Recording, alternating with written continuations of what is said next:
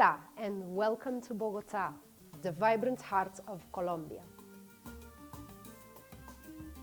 I'm Elena and it's a pleasure to welcome you to our wonderful city and team. Bogotá is a city of contrasts, where modern skyscraper meets colonial history and the Andes Mountains are inspiring us every day. Endava is in Bogotá since 2016, and today we're a team of enthusiastic and talented people bringing innovation to life every day. Our team brings passion, dedication, and a deep understanding of what makes this region so special. Our office is surrounded by the energy of the city, and of course, we're powered by the very best Colombian coffee and the spirits of collaboration rooted in the local culture.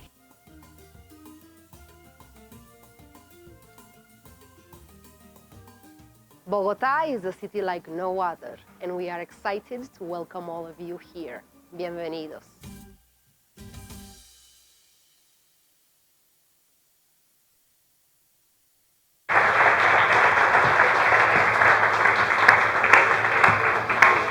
Well, hello everyone. Welcome to this gathering from Bogotá, and welcome to the live audience that we have here. Thank you. We're actually presenting this, for those of you not in the room, in an absolutely massive rainstorm on an outside terrace. So if you hear some strange background noises, thunder, or I suddenly look rather wet, you know what's happening in the background. Okay, so this gathering is an opportunity. I need the clicker, actually. Oh, there it is.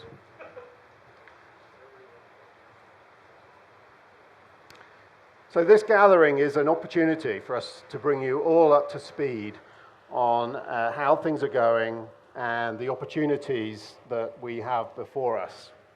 And to help us do that, this time we brought back Slido. So we asked people to give us their questions and then to vote on them. And thank you all the people who did engage with that. We actually had a really, really good set of questions, pretty penetrating and going to the heart of the matter. So thank you for pulling those together. And we're going to use those through the presentation, so that what we've done is use the questions to make sure we're focusing what we're talking about on the questions that you all are asking and voting for. So we're going to start with the most upvoted question. This is from Vlad.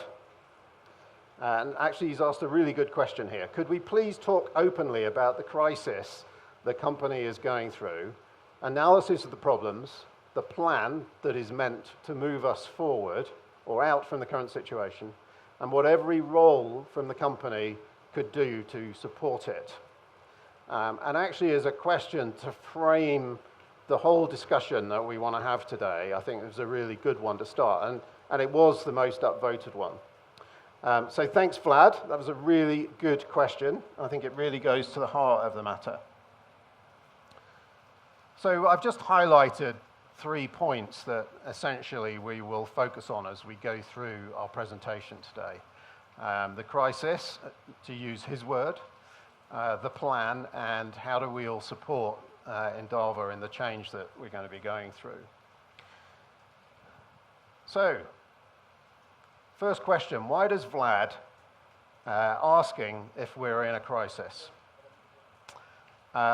It's certainly a very different time in our industry to what we experienced for the 20 years of the digital transformation wave, where we were growing so much every year.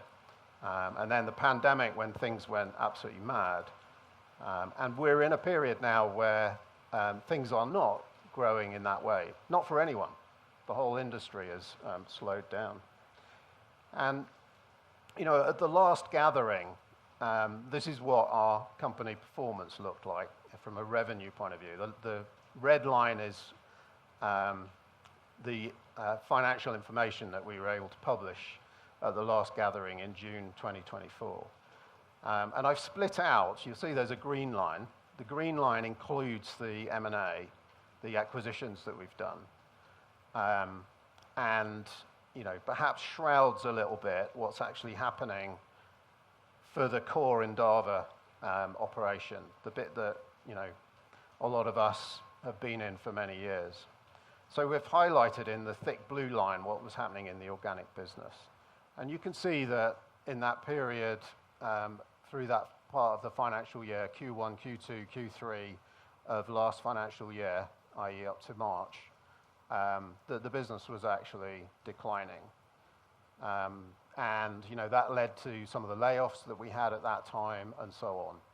And I put that up because that's the last time we did a gathering and gave you all an update on what's going on. And I suspect that's informed Vlad a little bit in terms of his view of where the company is. So what's caused that is a lot of things all happening together across the industry. So, firstly, interest rates have gone up a lot. You might think, well, why does that have an impact? Well, the answer is when interest rates go up, companies become a lot more cautious about making investments because they want to see a higher return. And so they reduce the number of projects that they spend money on. The second one that happened over the last couple of years was the war in Ukraine, has made some of our clients a little nervous about Central Europe. We think unjustifiably, but nonetheless, that has toned down a little bit the demand that people have. And then the third one, which is probably the biggest one, is generative AI coming along just over 2 years ago. And I think generative AI is changing the way people think about how our industry is going to operate. And for a lot of clients, they went, why do I want to start a project now when in 6 months' time, AI could change the way I want to do it? And whilst they were getting to an understanding of what AI does, they were slower to make decisions on some of the more traditional work that we've worked on. So all of that meant demand has dropped quite a lot compared to what we've been used to for so many years of increasing demand every year.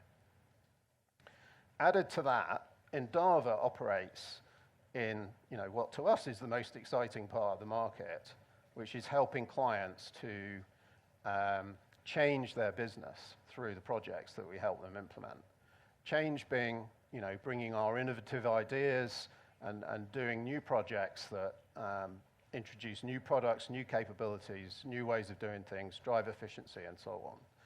That part of the market has been the most affected because it's the new projects, what they call discretionary spend.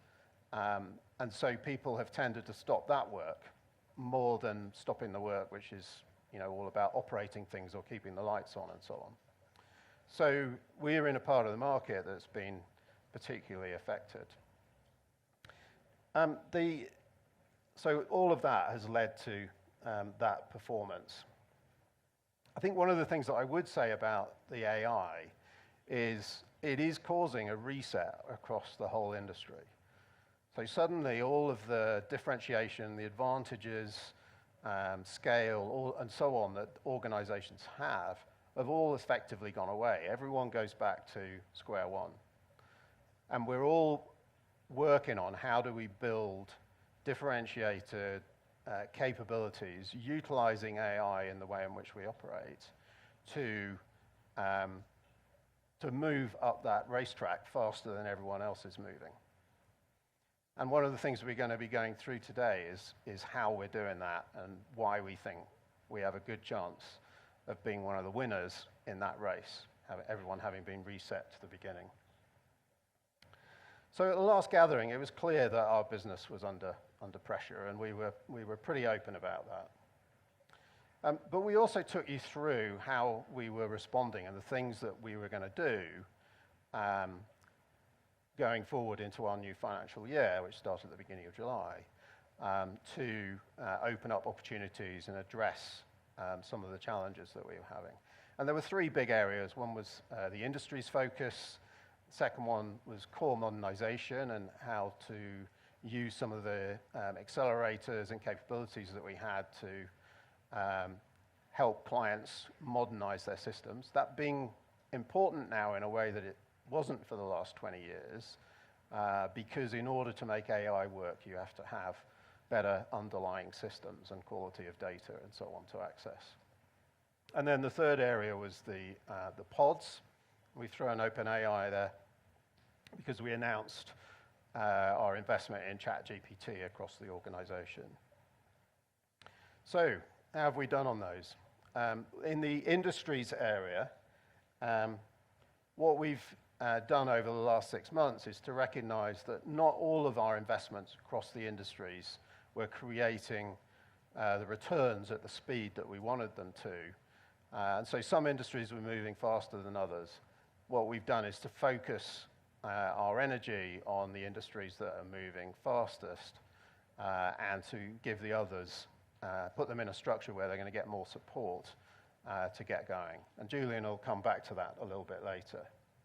On the core modernization front, the core modernization pod over this period has focused on, number one, getting to understand the accelerators that came with Galaxy. We've got a few Galaxy people here. Give us a wave. Thank you, guys. And doing some training on that capability across Endava. But then also starting to work on how do we progress core modernization and take it forward.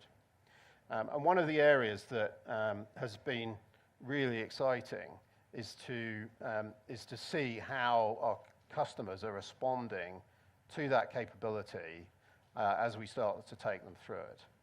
Now, it takes a while to explain to a customer what you do, for them to be skeptical, for them to kick the tire on it, to go, okay, actually we actually believe that this is going to do what we want to do, to go, okay, where would we actually start to apply it, to do a pilot, and then to see the revenues ramp up. But that's the process that we're seeing happen with a number of clients in this core modernization space.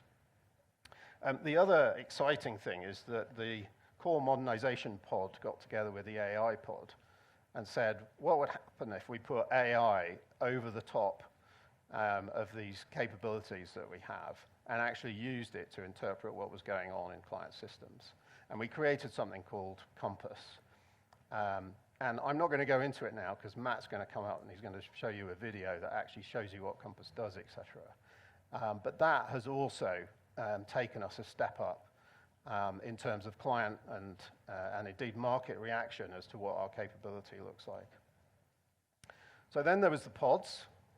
The pods have actually got real traction across the organization. So they've been involved in more than 150 opportunities. 40 of those we have already won. Many of the others are still going on in the sales process rather than having gone away or something. And the pods have got real traction. So they're really doing what we want them to do, which was accelerate that technology dimension of how we articulate our capability to market. So that's been great. OpenAI has actually gone really well, probably better than I thought it would, to be honest.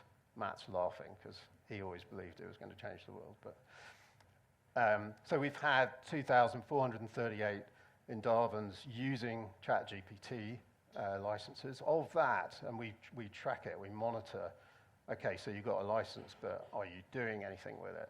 And 80% of those are showing really high adoption and usage, i.e.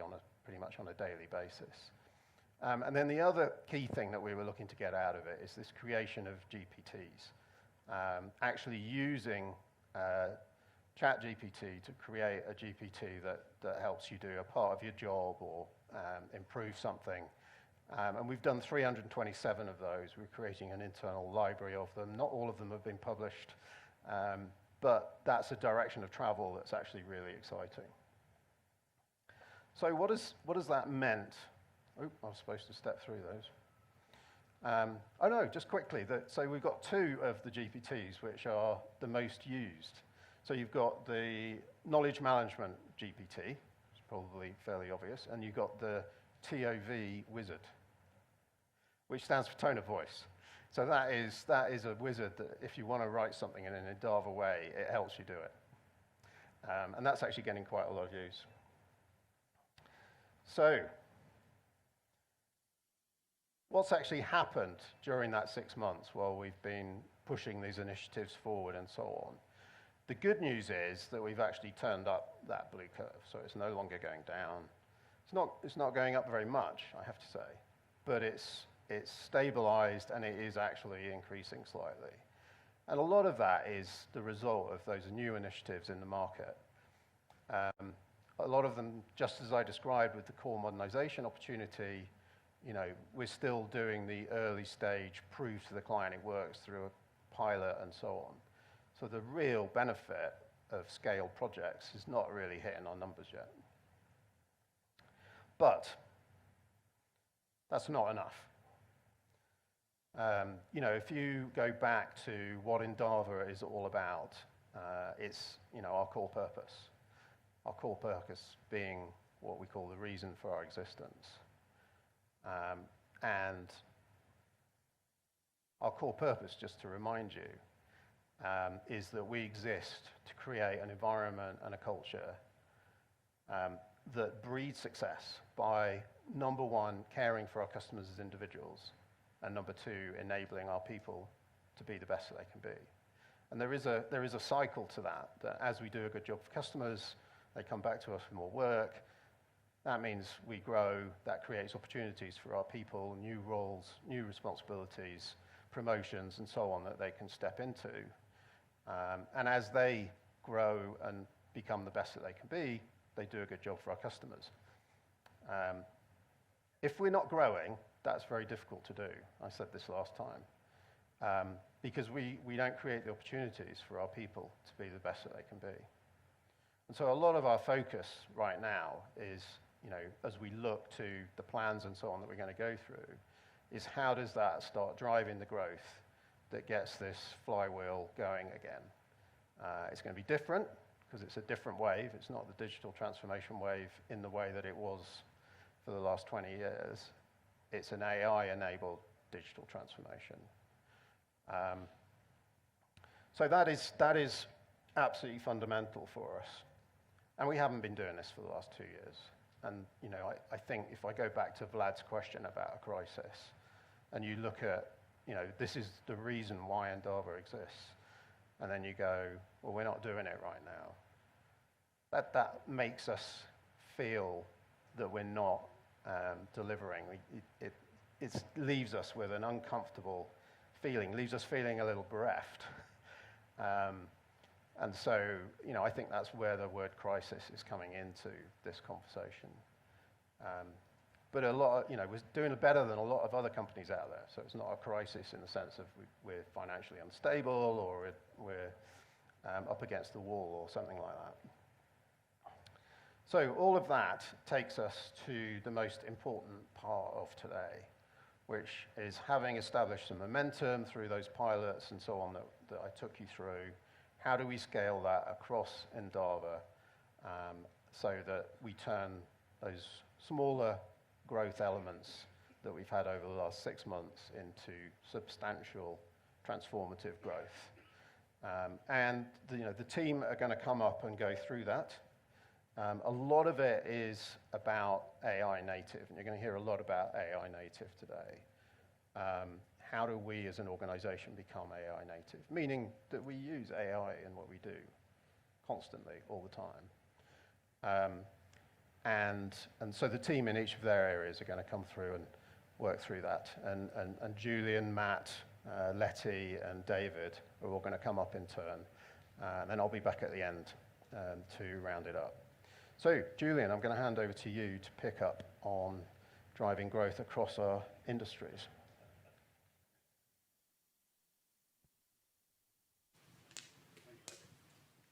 Thanks, John.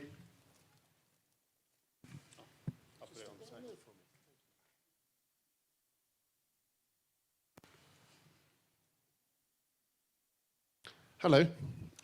I've done the first thing, which was to successfully navigate a really wet, slippery floor without falling over. So that's one tick in the box for this presentation.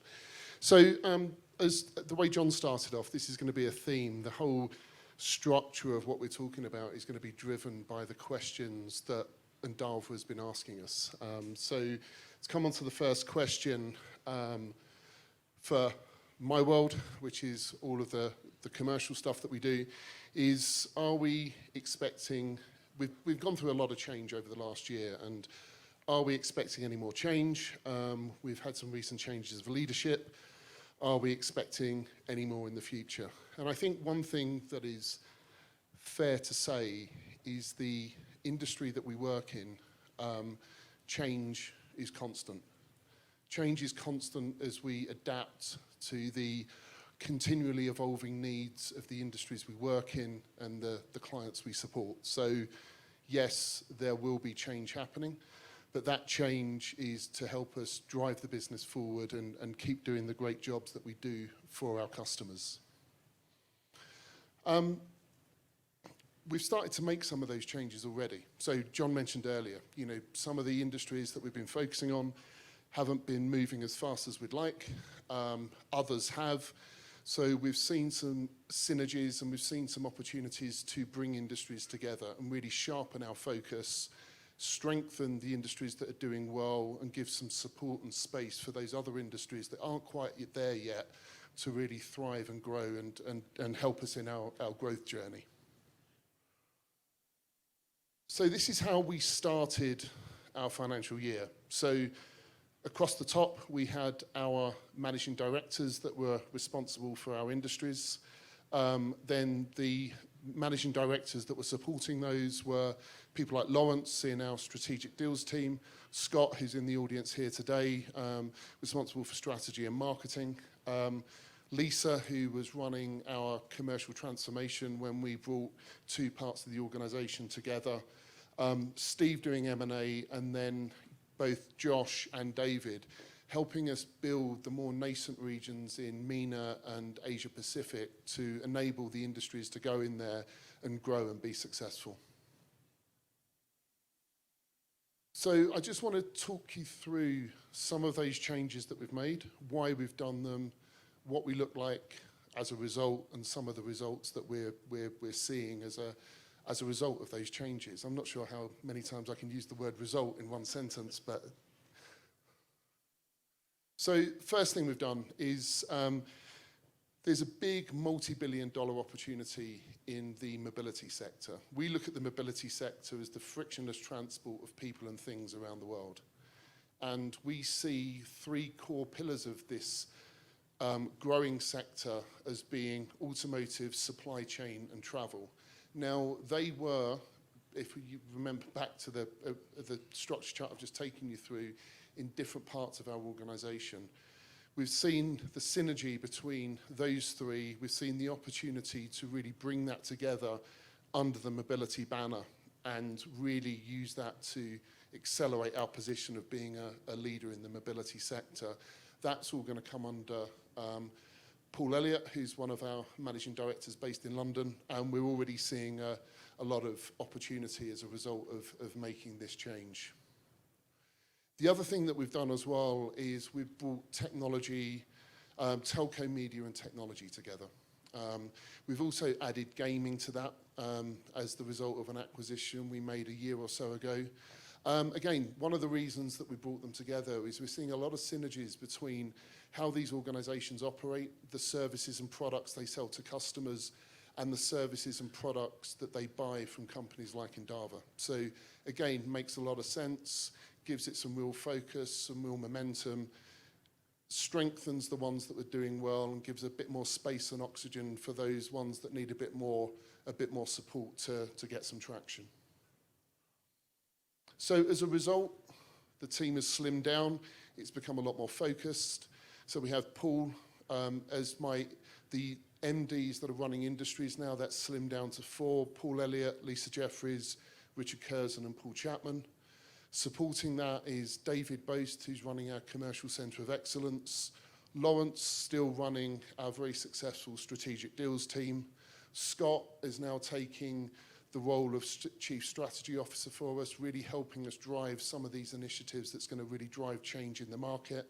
Steve doing M&A and integration, and as a result of David Boast moving into his new role, Josh Doolan, who's based in Australia, is now picking up both Asia Pacific and MENA in terms of helping set those regions up and helping those industry MDs be successful in those regions in terms of the services and the services that they sell and deliver.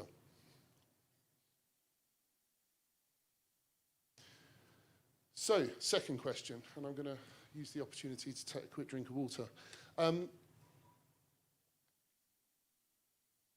So one of the questions from Anna is, how can the rest of Endava help? How can people in different locations help what we're doing, what we're trying to, our new strategy, our new focus, and really getting ourselves back on that growth curve that we've started to see happen. So let's start with three key things for me. What we would like you to do, everybody in this audience, everybody that's listening in, is continue to deliver excellent work for our customers. That has been one of the cornerstones of our success as a business over the last 20 years. If it wasn't for the great work Endavans do for customers, other customers wouldn't buy from us, we wouldn't have grown. So keep doing that and keep doing more of that, please. The other one as well is, don't be shy when it comes to customers. Customers enjoy working with Endava. So build relationships with those customers, strengthen those existing relationships with those customers, because what happens is that builds trust.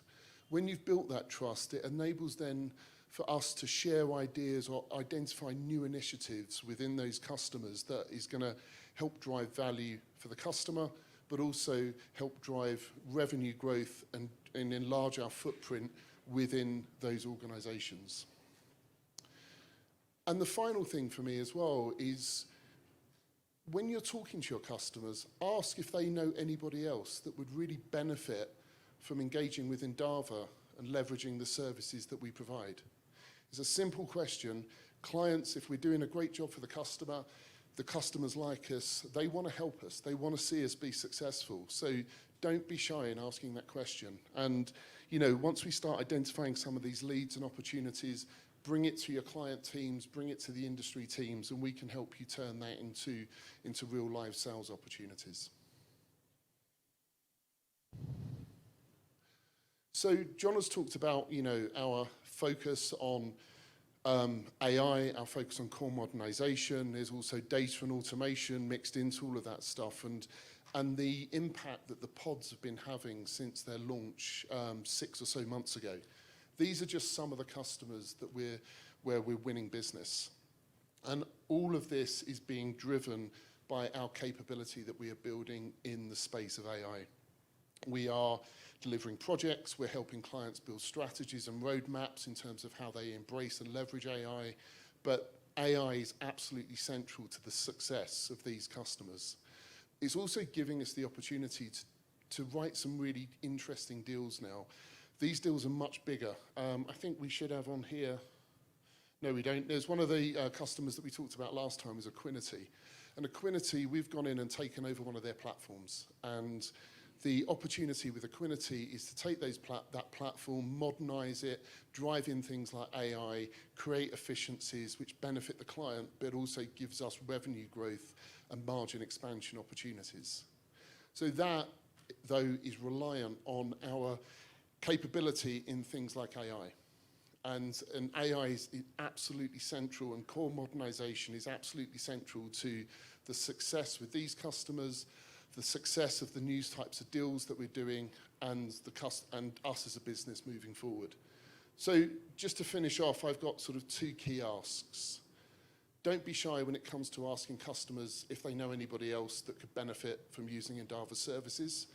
And when you get the opportunity to engage with things like AI or core modernization or some of these new technologies and new things that the pods are launching, grab those opportunities with both hands when they present themselves to you, because it's your capability and skill sets in the organization that drive these great customer relationships, that drives growth for our business. So thank you for listening. It's stopped raining, and I'll hand over to Matt.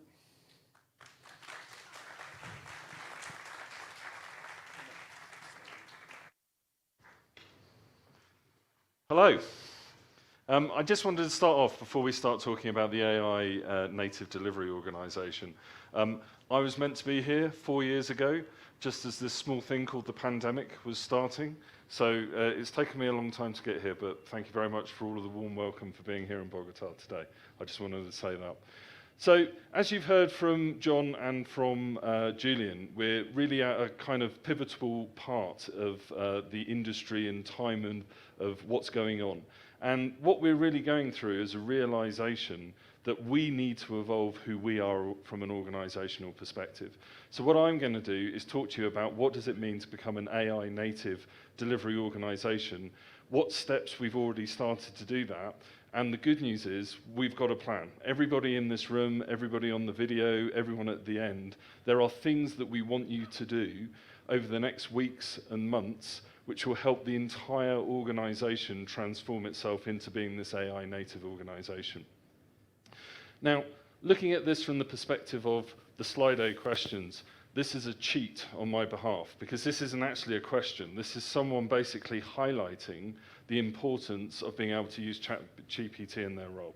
So I didn't ask for this. Adrian, thank you very much. You have given me the evidence that by deploying AI tools into the organization, they, doing their job, can improve their efficiency by 2 to 5 times.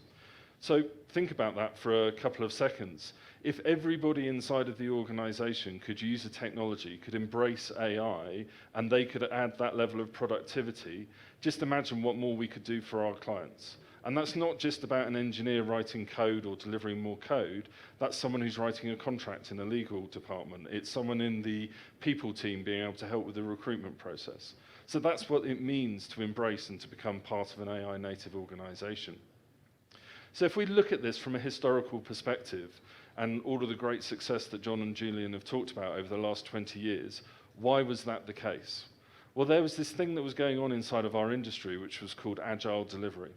And within agile delivery, it was kind of that thing that you turn up and you'd say to a client, we're able to deliver things quicker, with more certainty, with higher value. You can change your mind on a more frequent basis. And by the way, we in Endava, more than any of our peers, can do that using teams in different cities, different countries, and they can all come together to deliver great work. But the fact of the matter is, the industry caught up with us, and we've actually, that no longer excites our clients when we go and talk to them. It's just a thing that everybody is expected to do. But as John said, there's this massive reset that's happened inside the industry, and now everybody wants to know, how do you use AI tools and technology? So it isn't just about an exciting project where AI is being used to, process a video stream and pull out data and things like that. Everybody wants to know, how can I use these tools to make myself more efficient? So where we're going is requiring us to change. So we have had to say goodbye to people inside of our organization, and we have made structural changes. It's not to diminish any of the impact that they made, but it's time for us to look forward and to look to how we do evolve from this point. So first of all, let's talk about the pods. A quick reminder of what those pods were. We talked about accelerate pods and we talked about invent pods. And as John said, the most important thing and the thing that none of us really knew in July was, are these going to be commercially successful? We had a hunch, we're not completely brain dead, but we didn't know how successful they were going to be. But every single one of these pods has a commercial activity that's gone on with it. So even if you look at Quantum and go, why would anybody talk to Endava about Quantum? They have actually had commercial opportunities, they're talking about partnerships, etc., etc. But the two most prolific pods, and guess what, it's a recurring theme here, are within the AI pod and the core modernization space. And really, these things have had great traction with our organization. But what this really began to show us is actually it was as much about how those pods were doing the work as the work that they were delivering.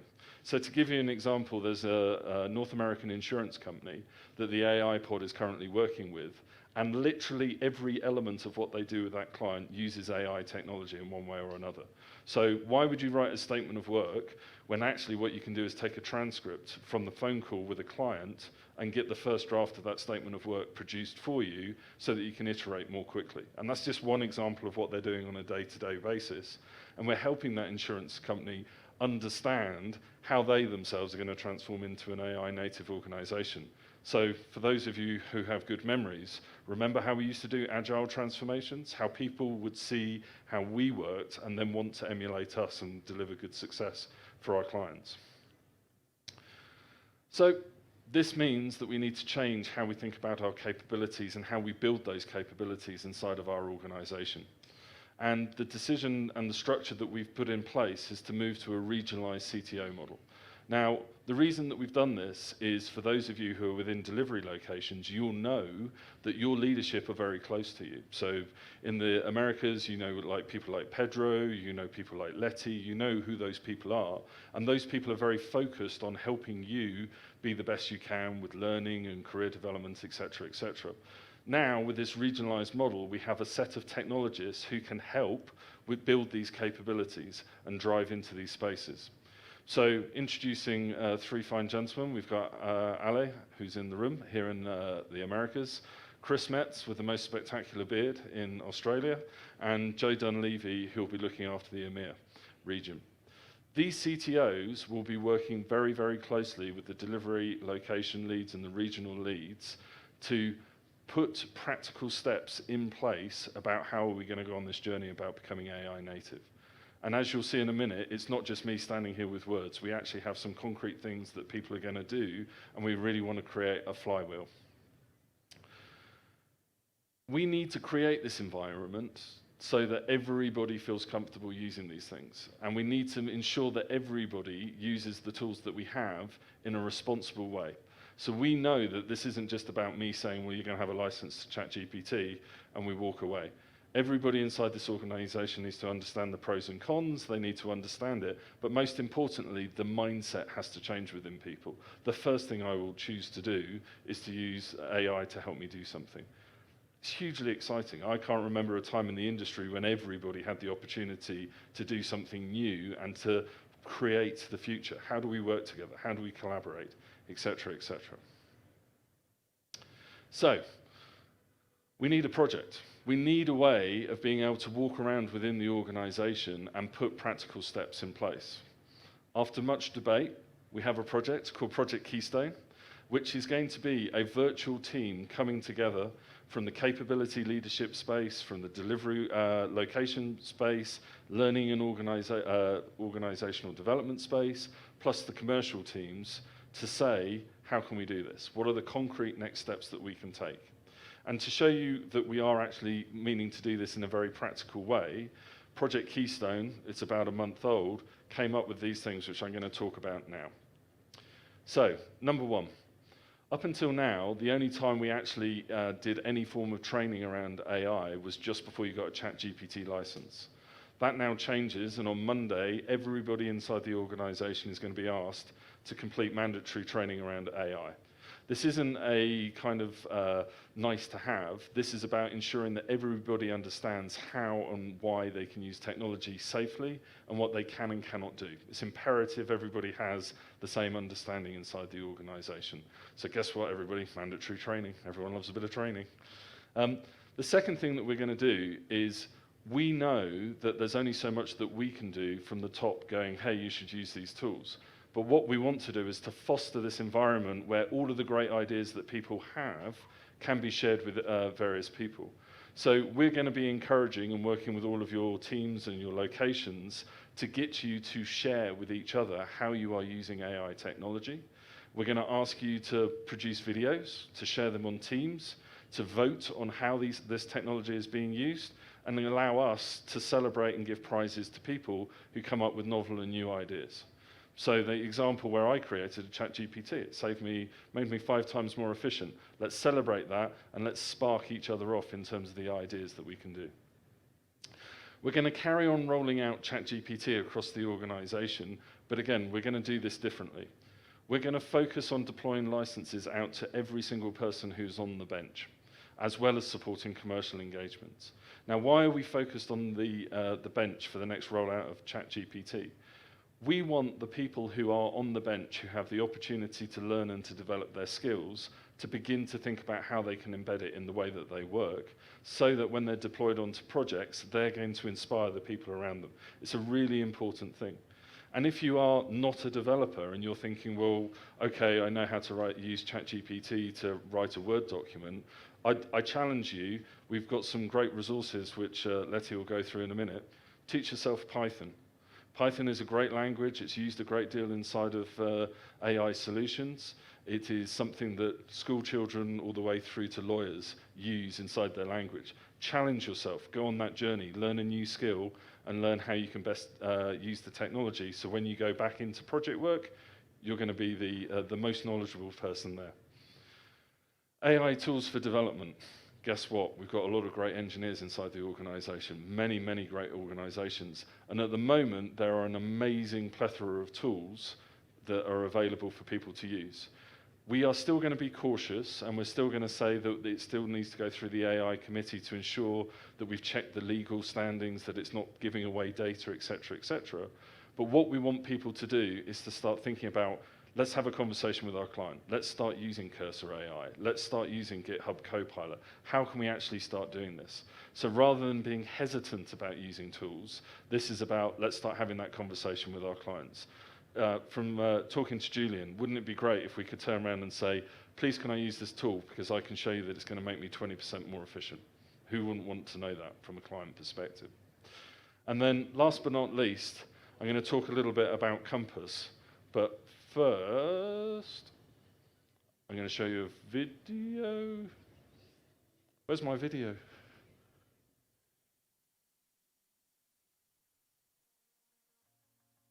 Endava Compass brings together data from multiple sources: code bases, documentation, dependencies, and metadata, powered by a multi-agent AI that leverages Endava's deep modernization and transformation experience, incorporating insights from Maps and Dash, and cross-referencing data from Chronos.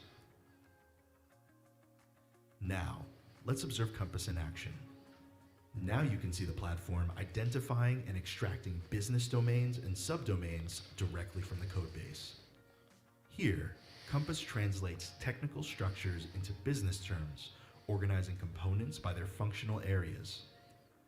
This automated approach provides an overview of business domains without requiring manual effort to read through code.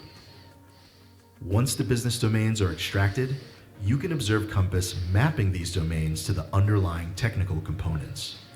Each business domain is matched with relevant code modules, creating a cohesive view of how business functionality aligns with technical architecture. This saves considerable time that would otherwise be spent tracing these connections manually. Now you can see Compass diving into a specific business process. The platform generates flowcharts and sequence diagrams to visualize processes embedded within the code. By automatically deriving these views, Compass significantly reduces the need for manual reverse engineering, giving teams a straightforward look at core processes. Here, we see the platform's multi-agent AI system at work. These specialized agents collaborate in real time, constantly cross-referencing new data, such as code updates or documentation changes. This means that insights are refreshed continuously, ensuring the system view stays up to date with the latest changes. The agents function independently, but contribute to a shared understanding of the system, supporting real-time insights for all users. As we observe, Compass provides different users with the specific insights that they need. Developers can review code dependencies in detail, while architects get a structured view of the architecture. And business analysts can locate features with a clear connection to business value. Each role benefits from the same system insights, but in a format tailored to their needs. As we've seen, Compass is more than a tool for analysis. It's a continuous resource that grows with your system, supporting teams as they adapt and innovate. By connecting to repositories and documentation in real time, Compass provides clear, immediate insights, empowering teams to move forward with confidence.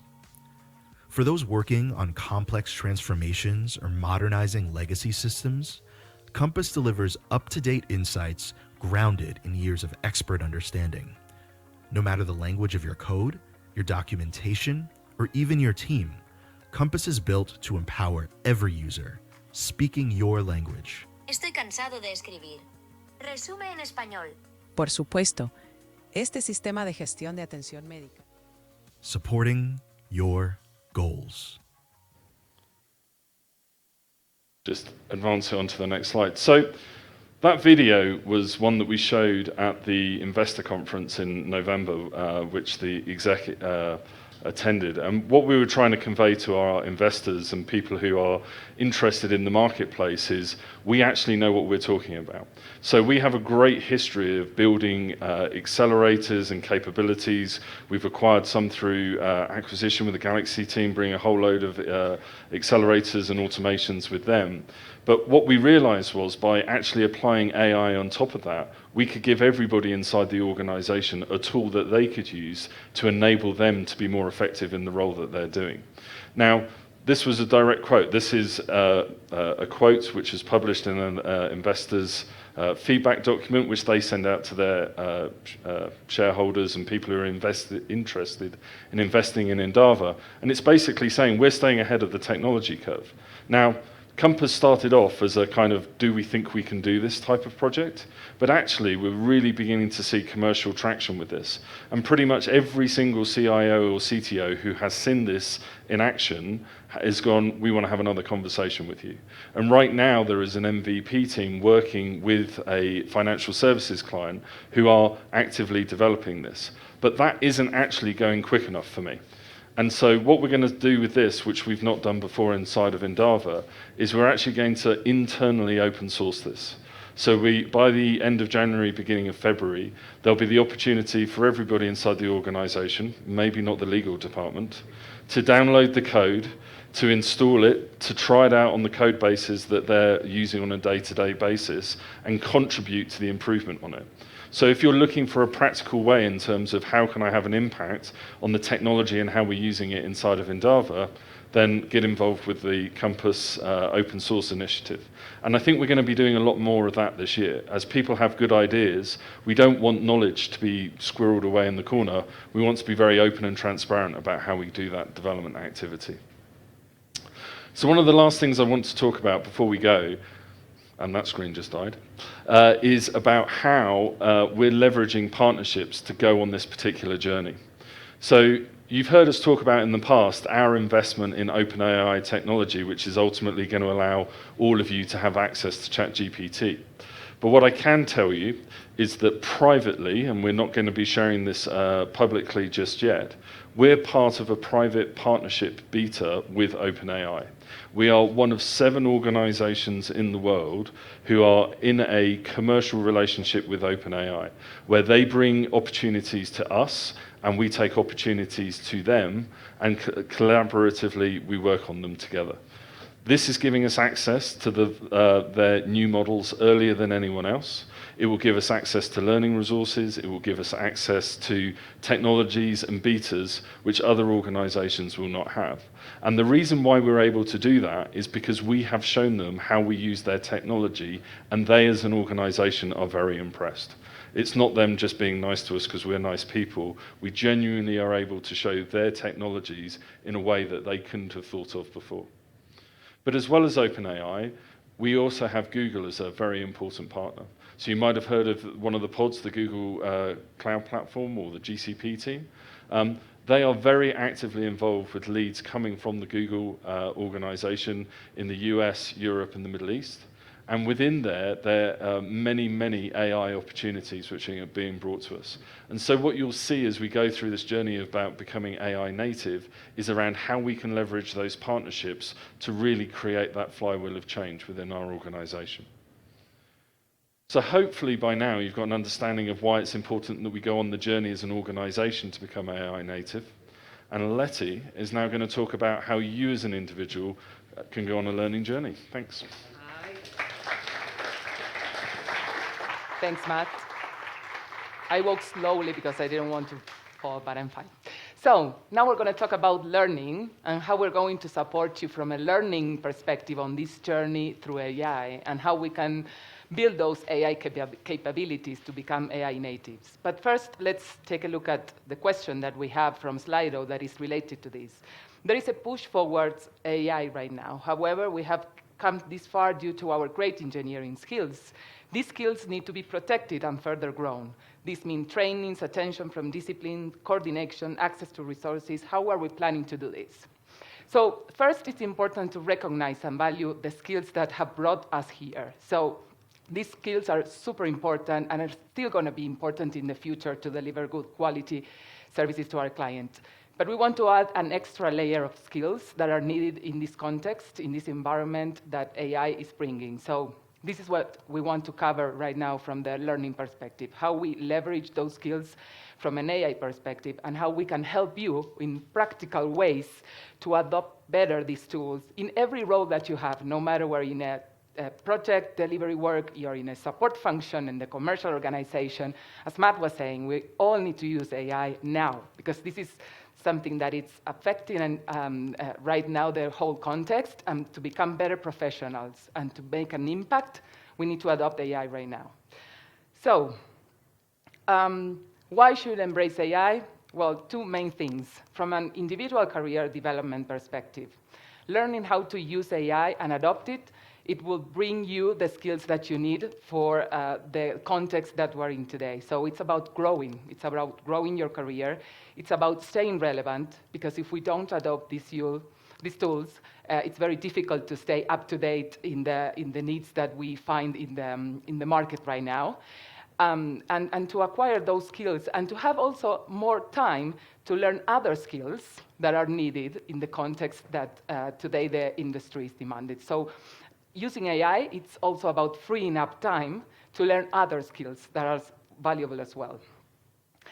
And then it's about collective success, because as we all were saying, using AI will free up time, so we will be more productive, we will deliver better quality of work, and that will benefit not only ourselves, but our teams, our clients, and Endava as a whole. So it's about being successful collectively. So now we're going to go through the practical steps that we want to offer you to build those AI skills from a learning perspective.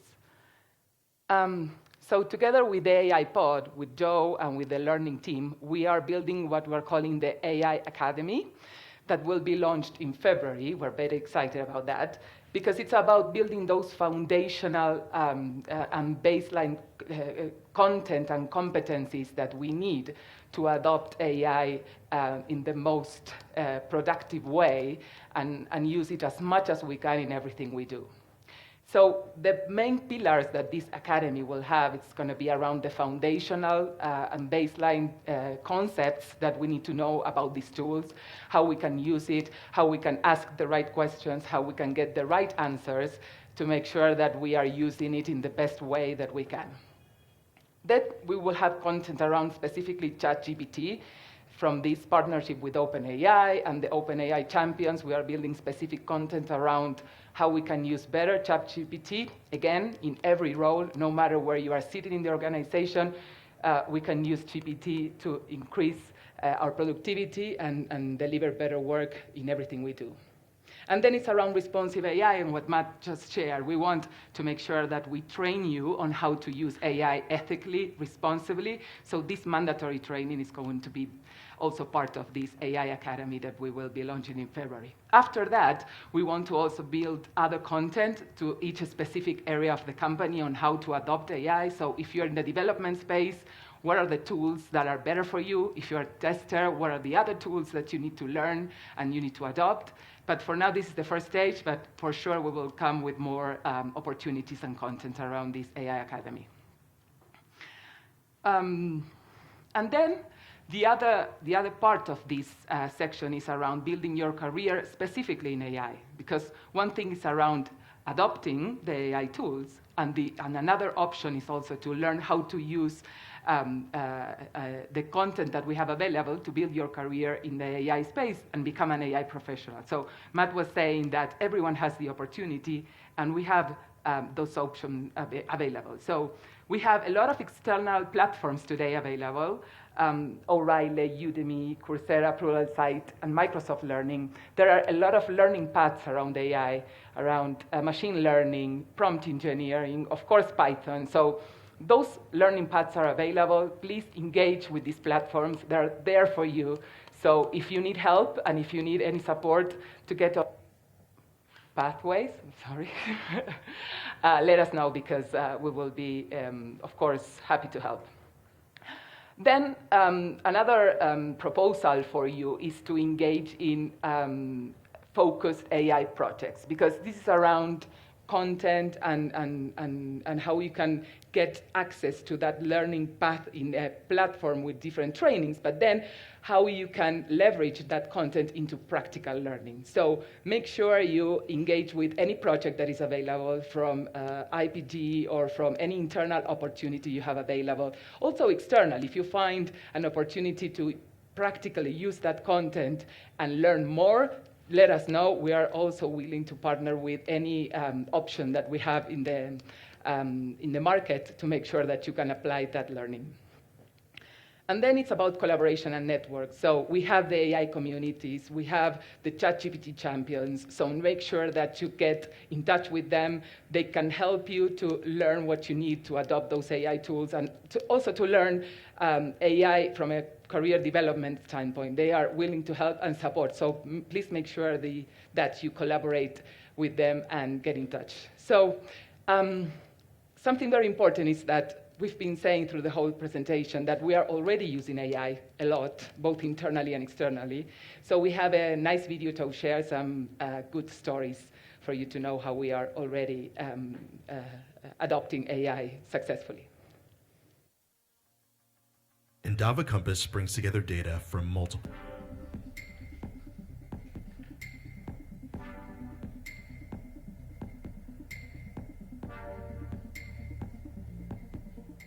So the problem that we needed to try and solve was a knowledge management one.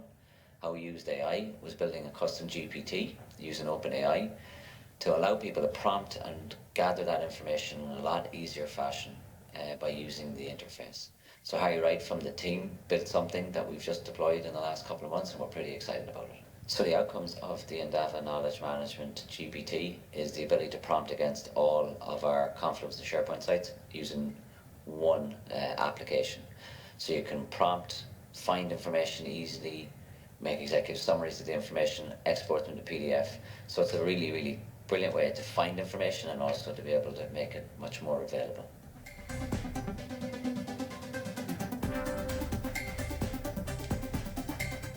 The problem I had to solve was addressing the inefficiency of manually reviewing a high volume of client NDAs against Endava standard terms. I used AI to create a customized GPT to automate the review process.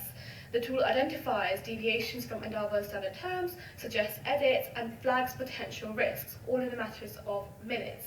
We have reduced the turnaround period for NDA reviews, ensured consistency in our approach, and increased the team's capacity to focus more on strategic work.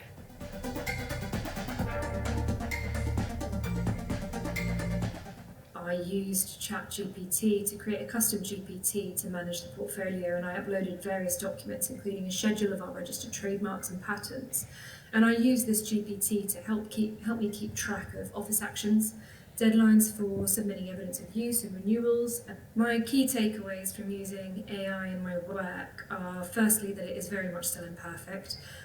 It's incredibly important to double check that the output is correct. It's essential to ensure that any use of AI is in line with the AI policy, and that any use of third-party AI tools has been approved by the business.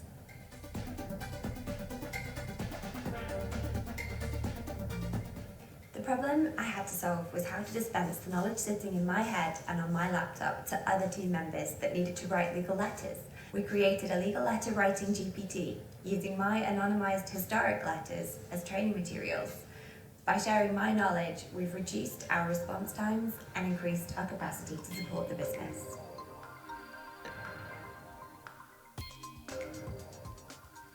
Ladies and gentlemen, our team, the Moonlight, sits under the experimentation sign. And boy, we've been experimenting. Especially lately, we've been experimenting with GitHub Copilot. The ask was to create a dedicated solution to automate the boarding process for WorldPay merchants. Automating this process is crucial for attracting new customers that would use the payment platform as their preferred solution. The technical need was to develop a strategic new serverless solution as a baseline to build future microservices in the merchant boarding spectrum. Now, our solution is a fully fledged AVS cloud implementation. What did take 19 business days and manual effort across multiple teams is now fully automated in less than a minute, and there is 25% less manual boarding needed. It's been helping us increase productivity by handling simple, repetitive tasks, boilerplate code generation, writing tests, and last but not least, creating reusable logic. The Moonlight team's work has been instrumental in transforming the way WorldPay handles merchant boarding. All this earned the team a reputation of making the extraordinary ordinary.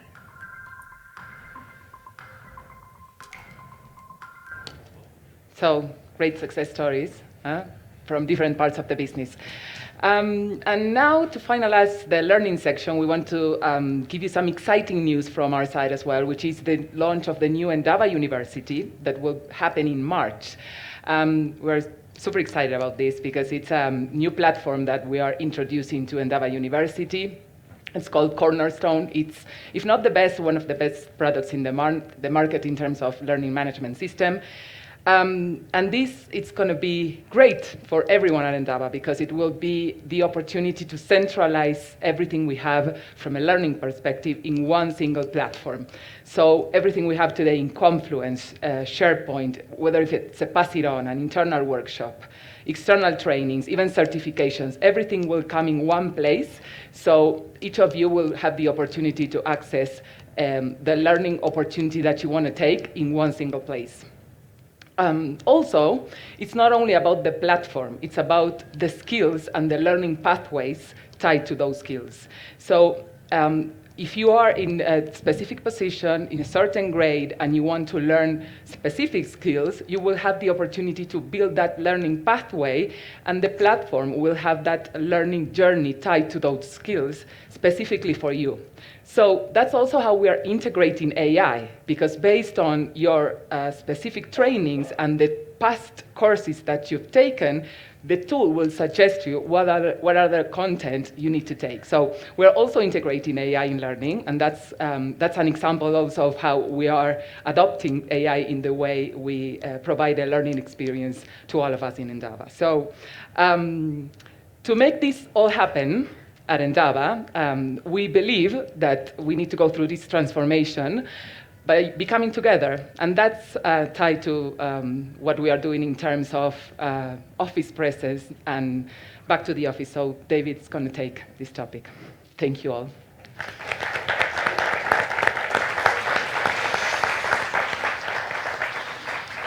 Thank you, Letty. Hi, everybody. It is super exciting, all the content that we're able to bring to you.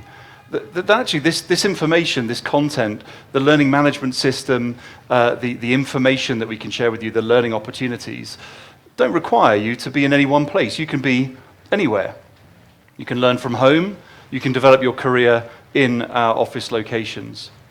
But we do believe that our office locations are strategically important for us as an organization to get back to our best and to enable us as individuals to grow our careers within Endava.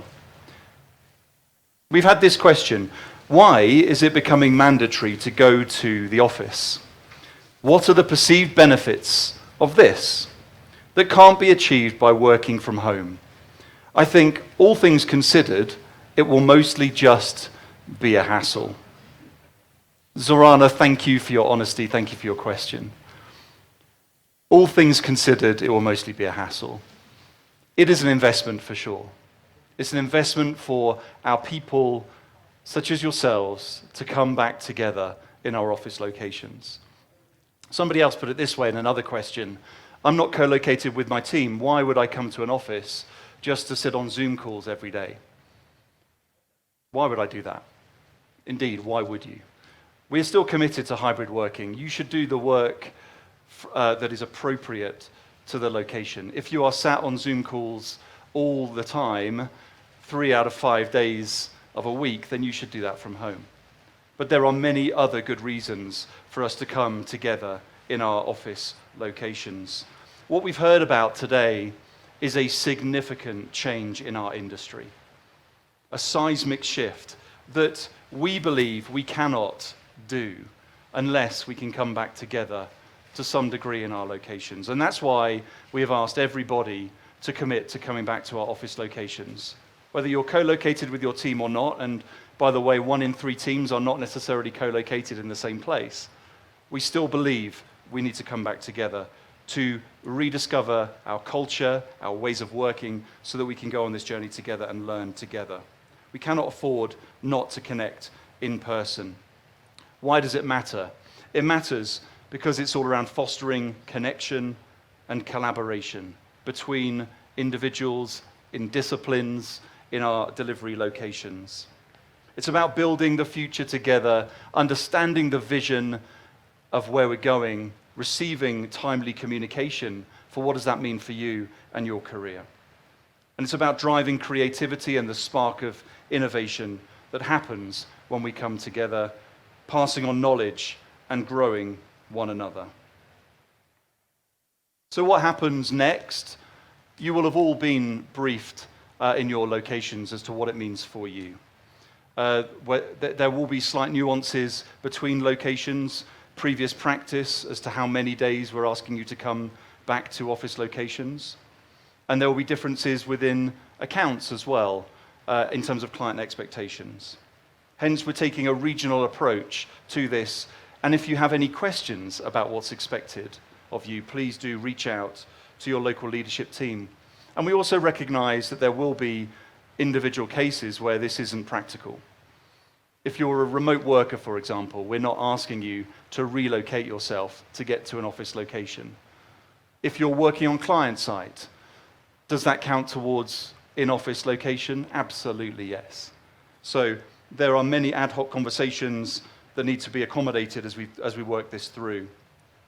And we will be distributing detailed information in terms of FAQs, but please do engage in conversations with your local leadership team as we move forward with this. Let me take another couple of questions. Will there be any more layoffs in 2025?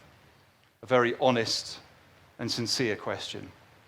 It would be irresponsible of me to stand here and say no. What you've heard about today is significant change. And it's up to us to all engage with what Matt and Letty shared with us in terms of skills and learning for that future opportunity. Does that mean that we will be unable to tell you there will be no layoffs in 2025? We can't say that.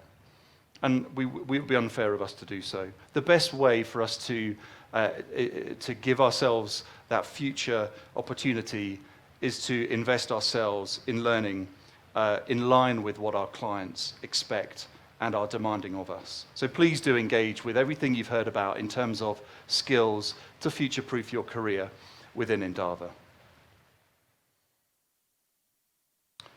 And let me take this final question for me. How can somebody remain motivated if he or she worked hard for the past 2 years on a project but didn't get any salary increase in January 24 or January 25? Basically, he got exactly the same increase as someone else who is maybe a low performer on the project, but allocated to that same project. Just to say a few things about, and to maybe dispel a few myths. We ran a promotion cycle for January. Around about 10% of our organization, if you haven't received your letter already, it will be coming through to you soon. 10% of people were promoted. This is recognizing that people are still growing and developing their careers within Endava, and we recognize that through promotion, with pay increases attached to those promotions. And we intend fully to run another process in July for the grades that is appropriate for, the more senior grades in the organization. But it's really important that we recognize that none of this is possible unless we fuel the growth together. The promotion process, the ability to move through a career, is dependent on the growth of the business. And I'm going to hand back to John now to share with you as well, as we return to growth, what does that mean for you, specifically with regards to share success. John. Thank you, David.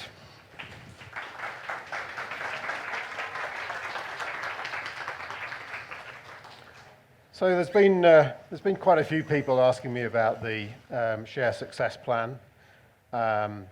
This question captures it from MG.